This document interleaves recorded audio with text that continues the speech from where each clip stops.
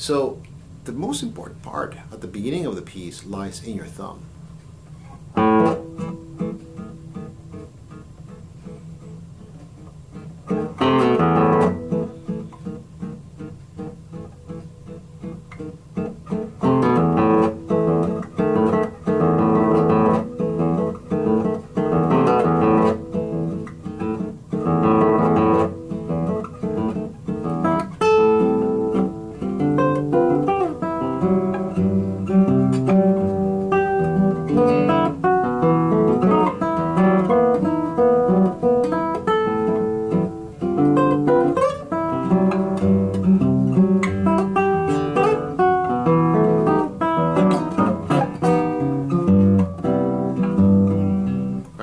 Before I have to tune my guitar again. So there were, I hope you noticed, different layers of dynamics, right? So you had the accompaniment very quietly at the very beginning. And then your melody, very prominent, right?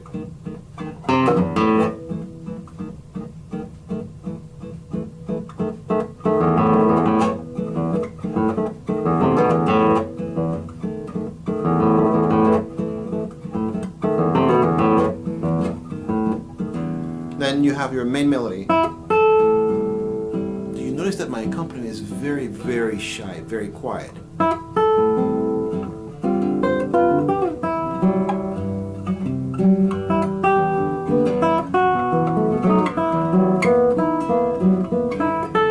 You always have to have that melody in the very foreground. Everything else is in the background, right? Your bass is the second most important part, right? And Roland gives you all kinds of great advice as to using, flesh, using nail, getting different sound effects. But always remember, your melody has to be at the very foreground. The accompanying part needs to always be very, very quiet. In doing this, you're actually going to get a performance of the piece that is multi-layered and much more interesting than if you were to play everything.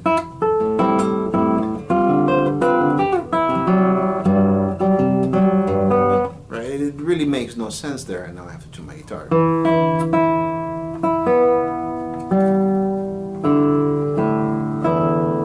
Right, so now as we move through the piece, there is this one section where first you made a bar, and then you have the three, 2, and 1 lined up here on the 5th fret, and you might think, well, why did he do that? That might seem like a mistake. It's not. It's actually going for an effect. Right, you can lift those 3, but that rings through.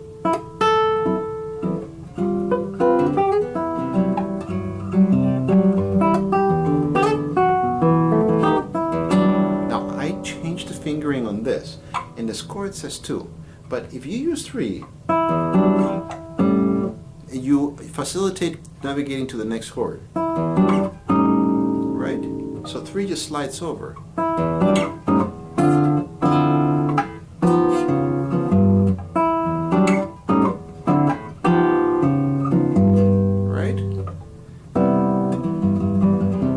Using flesh, right?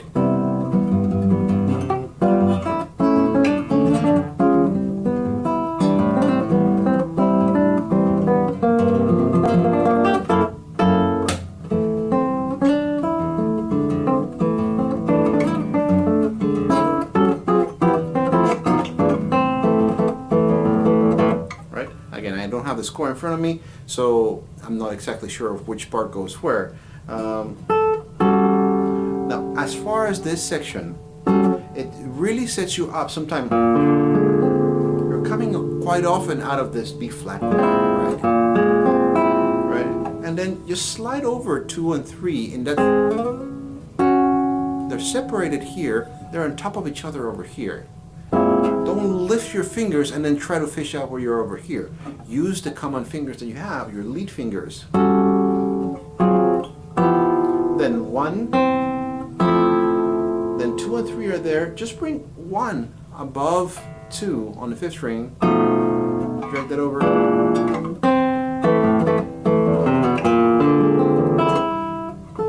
Right, and then you get that next part.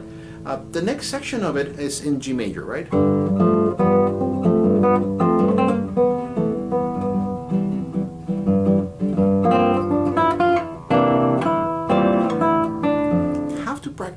quite a bit in getting these chords right, right? So first, that part is easy. Right?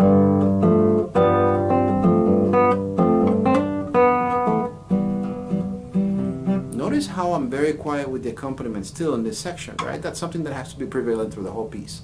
So.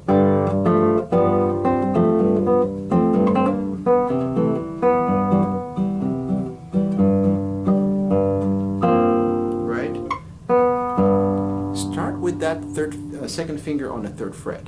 So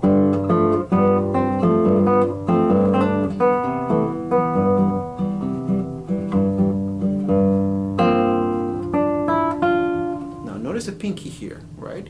You landed on that D. It's a common finger between both chords, so it's very useful to keep that finger there, even if you have to lift it to lose that melody so that it doesn't interrupt the melody on the E string as you play that.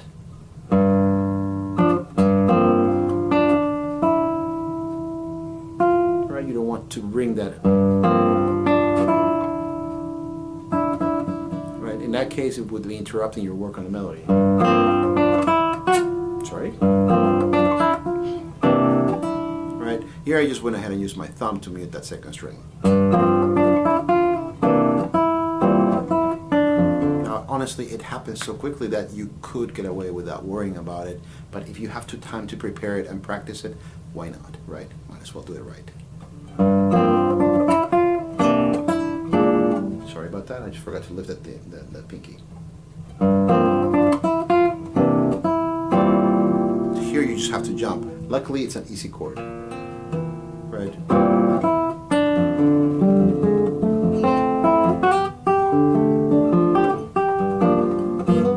Here the fingering on the left hand is very, very important.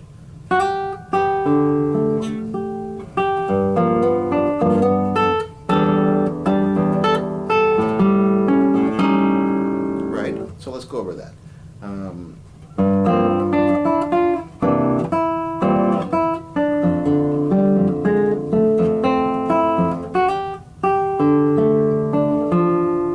Play the G on the 1st string with pinky, with I, and then switch to a hinged bar. Now your pinky is on the 1st string, 5th fret. Use 3, right? So that you can set up this chord, right? You are stacking 2 and 4, or half stacking. You have 2 open strings in between, right? So let's see, what's a good spot? That's not too good.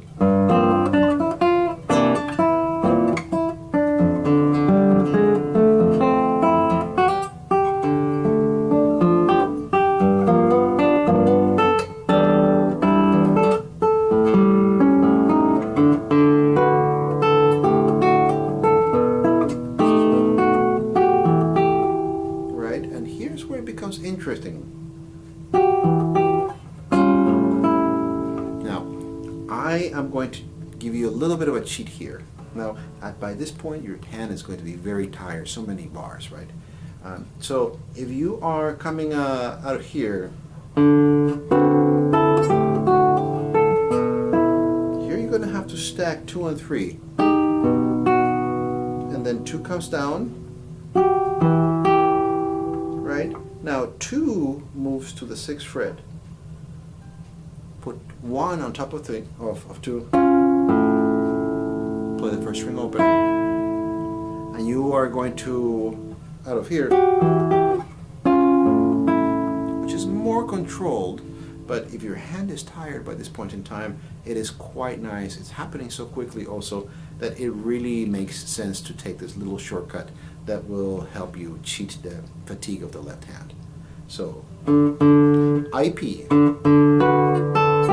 And using IP for that D will make sense later on as we repeat with another note. A bass.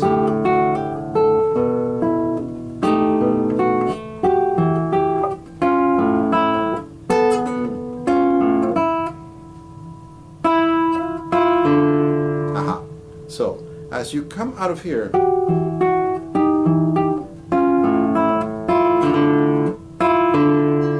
now, next portion after this. Stack 2 and 3. 2 comes down, 4 goes to the 3rd string. You're stretching out to the 11th fret. Then 2 slides over. Bring 1 downstairs to the 2nd string and play the 1st and 2nd string together. And then that IP that we talked about earlier will come in handy, because you will play I on the 5th string. As you move to the 5th position, your thumb plays on the B flat on the 6th string, 6th fret. IP. Now how this works.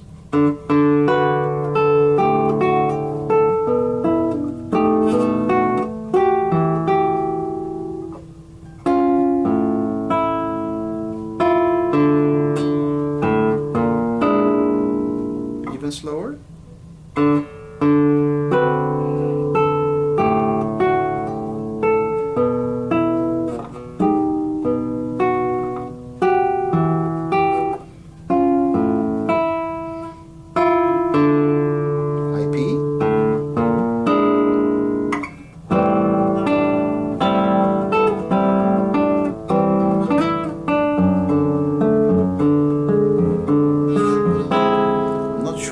The harmony and the chords here, I will have to look at the music. I don't have it in front of me, but look at the chord that we have here, right? F natural, sorry, right? A flat and C, and of course the open E. Move those over.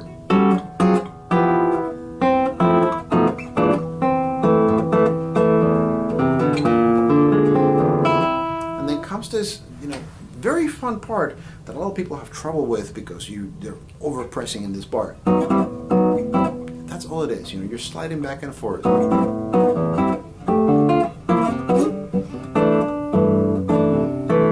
It's more of a sound effect than anything else. Sorry about that. That was actually mistakes.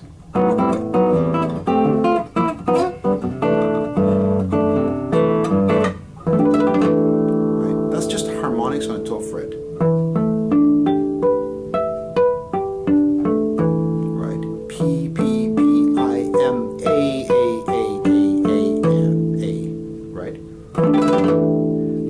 On the timing, right?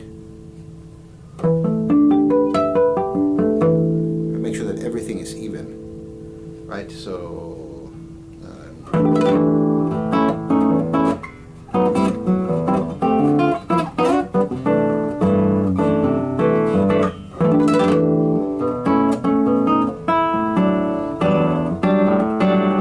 and then again, the same thing.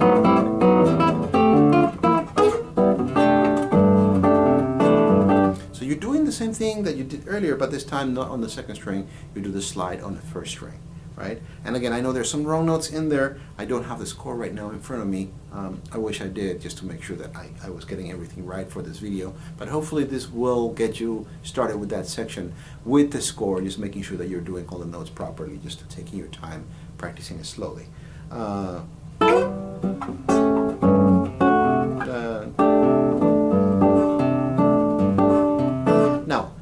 After that comes this section that I have taken the liberty of slowing down so that it feels more like a bossa nova, right? It's faster in the score. In the recording, when Roland recorded it, it's also faster. I personally feel that it is a section where you could take a little bit more artistic freedom and turn it more into, relaxing on the beach, drinking your coconut and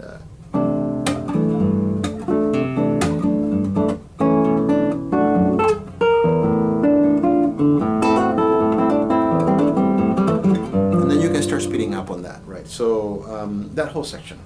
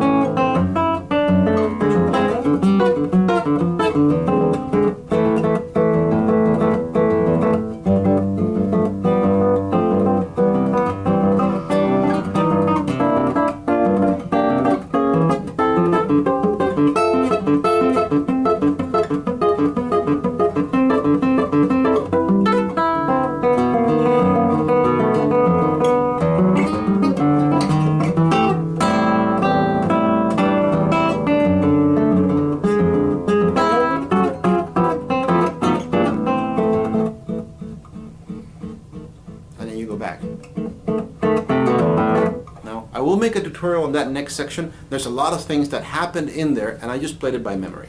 I seriously need to look at the score to just make sure that I give you a better tutorial on it. Again, I'm just playing from memory, and there are a lot of things that I'm overlooking. But at least if you're practicing with the score, hopefully this will get you moving forward with this beautiful piece. Great arrangement.